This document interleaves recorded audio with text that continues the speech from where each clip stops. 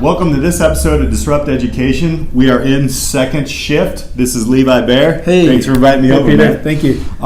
Let's jump right in. So tell us about where you are now and how did you get here? Yeah, and here? Yeah, sure. So both here and kind of here. So I'm the co-founder of this co-working space, Second Shift, and have spent the last couple of years building this space and this business with my business partner, Nicole Vasquez. And, the short version of how I got here, and we can dive into it more if we want to, but went to grad school to be a consultant and wanted to go into team building. I wanted to facilitate effective communication between people. And along the way, I learned how organizations work. I learned how diversity and inclusion works in organizations. Although I did go out into the world and try to build some tools and games and learning experiences around team building, all of that work and the communities that kind of came with me along the way led to when Nicole Vasquez said, do you want to start a co-working space together? It was the perfect opportunity to pull together all of this interest I had in communities and teams and inclusive spaces and workplaces that support you rather than make you feel beat down by your work. And so that's what a co-working space is. It is the combination of all that, and I was really excited to be able to dive into a project like this 2 years ago, almost to the month, and here we are. We've been open for 14 months. We're halfway to our full capacity. We have 75 members here at Second Shift, and we have 75 people that represent all different industries. We're really proud of being diverse in identity and in skill set and in industry, and we actually use the diversity of this space to further everyone's work within it. So very proud of what we're building here. And it's a fantastic space. So let's go into your education then. Mm-hmm. So go back to high school until now. What did that look like? Yeah. I have a high school degree, I have a 4-year college degree, and I have a 2-year master's degree. And through all of them, I was always the student that was sitting in the front of class. I was always raising my hand. I was always asking a lot of questions. Not always like the brown-nosing, suck-up type. Sometimes I was the annoying one too, because I would push back and I would ask, why are we learning this? What is the point? Even though through grad school, I was the person that would say, do I really need to read 120 pages in 2 days? Because by this time we all are working jobs and we all have lives and stuff. So what is really this about? And so I had a great time in high school. I was super involved. I went to a small school out in the country in Minnesota, in a rural setting. And if you've ever seen the movie Varsity Blues, which is a little old now, I'm kind of dating myself with that, but the movie Varsity Blues, kind of that sort of setting where it's play football, be involved in sports, but also I was in theater, I was in musical, I was in student government, I was in everything that I wanted to do. So I was very, very involved in high school. I leveraged that into some scholarships and some opportunity to go to University of Minnesota and get a great education from a great school. And my family didn't have the money to send me to college. And so I very luckily, the smarts that I put in, the work that I put in, turned into some scholarships. I do think, we were just mentioning identity before we hit play here, and I do think identity plays into that as well. So being a person of color in Minnesota, you're in the minority greatly there, and so there were scholarships available for that as well. And I think it's fair to mention that as well, because I'm grateful for those opportunities. And I had a good time in college. I won't say as great as in high school. And because I was pretty critical of the education system, and by the time I graduated, I was kind of disillusioned with even getting a liberal arts degree, or maybe especially getting a liberal arts degree, a 4-year liberal arts degree. I felt like I was I'm not going to say wasting time, because I really do think that being a well-rounded, learned individual is important. But I would say that displacing the money that you're spending on that, or that somebody else's money that you're spending on that, and the time and energy that you put into learning certain things, I felt some of it was displaced, to be honest. I did get a great degree, 4-year degree that I'm proud of. Again, undergrad in communication studies, focusing on leadership, focusing on organizational development. I sparked the love of interpersonal communication that I've carried through the rest of my my career and my life. So I finished undergrad, and by the last thing I'll say here, please stop me if I too long. The last thing I'll say here is I by the time I was a junior, going into my senior year, I decided that my grades didn't matter, which is not true. And that I was no longer going to really fully apply myself. I kind of made an intentional decision that I wasn't going to put myself 100% into my studies, because I thought I wasn't going to go to school again. I said, this is it. I'm not a big fan of this, and I'll go get a job and I'll work, and that'll be that. And was this as a junior? Like so as a junior, you were thinking about quitting? By the end of my junior year, I wanted to finish and I wanted to get a degree, but I had decided that I knew I loved my communication classes, and like I said, that disillusionment with the full system, I said I don't think all of what I'm experiencing here is the reinforcement that I want and the education that I want. So from those parts of it, and maybe that means specific classes, I'm gonna pull back some energy, and I'm gonna put it more into what I'm excited about. So I got an A in every comp class.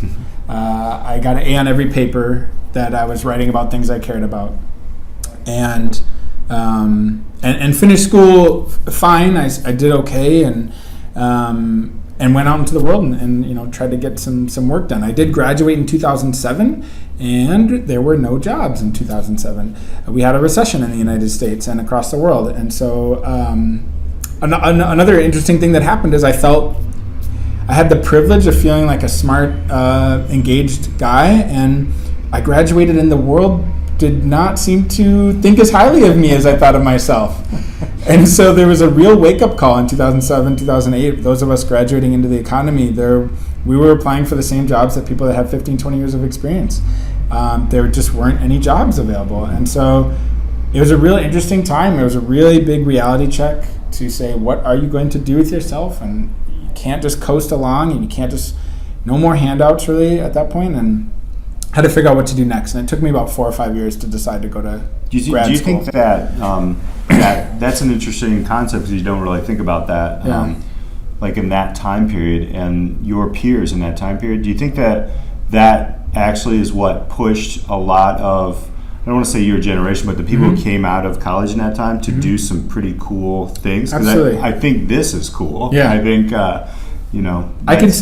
we can say almost definitely that co-working, Airbnb, Lyft, and Uber came out of the recession. The on-demand economy was spurred on by people needing to reinvent themselves and needing practical skill sets, needing to use the skill sets they had, whether it be an education-based skill set or a technical or vocational or just an interest-based skill set, put that to work. People were picking up cameras and turning themselves into photographers, picking up video cameras and turning themselves into videographers, getting their real estate licensures, and selling houses. So and then all those industries needed space to work, and that's where co-working came from. But we did, I think millennials, and I'm kind of in the top end of the millennial range. We had to, as did other people as well, a lot of people, figure out what to do with ourselves and figure out what education meant in terms of this new real world of finding your place. Right. That's such a great concept, because I don't think a lot of people think about that. I think that's kind of new to me even right now, to think about what happened and how a lot of people's backs were pushed against the walls and they just started creating. So, but if you could go back into high school, possibly college, would there be something systemically you would change? Yeah, so I voiced these complaints, and I didn't think it was exactly what I was looking for when I was going through it. I think there's too much pressure on this future vision that I don't really understand how it can be possible for a young person to have such a concrete vision for themselves in the future, and a system that's making you make decisions based on this long-term planning. What do you want to be? I think that is a faulty, incorrect question to be asking people at 16, 17, 18, even 21, 22. what, so instead the question could be, what impact do you want to have? A friend of mine named Peg Kiner, who works at GEMS World Academy, another great education system, she taught me this question: what impact do you want to have, rather than what job title do you want? So how else can we say, you're 18, you're coming to college, who do you want to work with? What excites you?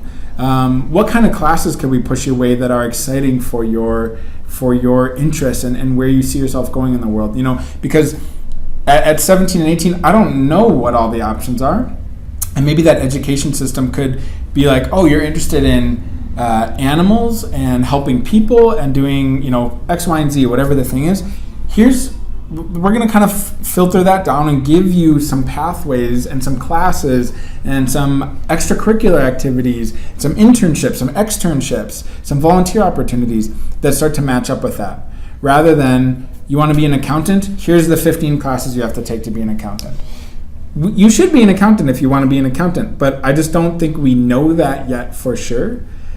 I'm 33, and last year I said I'm going to stop trying to figure out what I want to be when I grow up.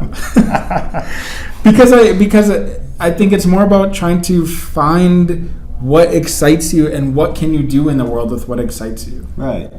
That's and you are living your why here. Right. You have we've talked about previously your growing up in Minnesota in a small town feel. And then bringing that here. Yeah. So what's next for Second Shift? What's next for Levi? So I said I'm giving myself the relief of no longer saying what do I want to be when I grow up. Right. And so I know, and I check in with myself and I listen to myself and I say, what do I want to be doing? What kind of impact do I want to have? And there's a couple interesting things that have happened just really in the last year.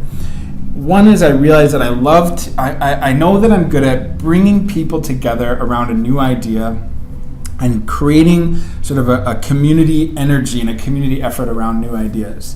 I know that I'm not as good at tracking every single project management detail of that project as it comes to life. I know that there are skill sets and areas, calendars and maybe finance and stuff that are not really my skill sets and my strong ones. And there are other things that I am good at, right? So that means that I want to be able to dive into new kind of projects or new, pieces of a puzzle. Every 1 to 2 years, I want to be bringing something else to life. Second Shift, I love this business. I love this co-working space. I'm going to keep working on it and keep growing it and keep being a part of this community, because my job here is to make sure that everybody else gets what they need to succeed. And I love doing that. So I don't want to stop doing that, but I do want to find new things that I can add to it. Like, I'm working on a business training program.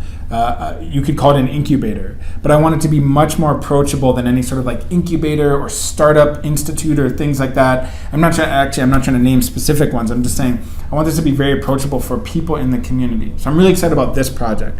But I also love personal productivity. I would love to make like my own productivity book that I could push through Kickstarter and try out crowdfunding and things like that. So I don't know exactly what that is, but I know that I want to keep creating the situation where my work at Second Shift allows me to do other things that impact people. They give people access to resources.